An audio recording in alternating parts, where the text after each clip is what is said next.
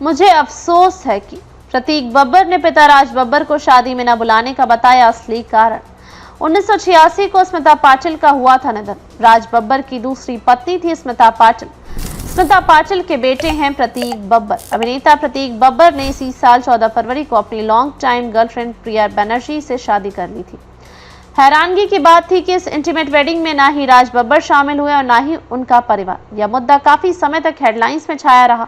अब प्रतीक ने बताया कि आखिर क्यों उन्होंने अपने पिता को शादी में नहीं बुलाया।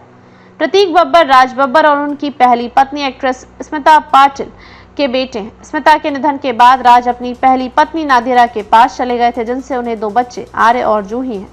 जब प्रतीक ने अपनी शादी में राज या उनके परिवार को नहीं बुलाया तो चारों तरफ उनके पिता के साथ रिश्ते और सौतेले भाई बहन व मां संग बॉन्डिंग पर सवाल उठने लगे।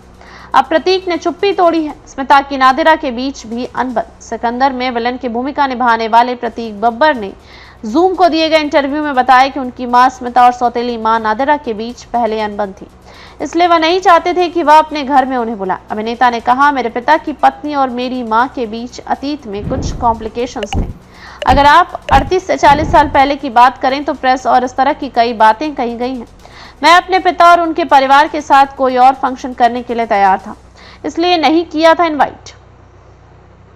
प्रतीक बब्बर ने आगे कहा, मुझे लगा कि जो भी उनके बीच हुआ वो सब कुछ खत्म हो जाने के बाद उन्हें और उनके परिवार को घर पर बुलाना अनैतिक था या बिल्कुल सही नहीं था। हमें जो करना चाहिए था वह करना चाहिए था और अब जाहिर है कि अब परिस्थितियां अलग हैं, सब कुछ गलत हो गया है और यह बहुत कॉम्प्लिकेटेड है, लेकिन यह मेरे लिए नहीं है, मैं अभी भी वैसा ही हूँ।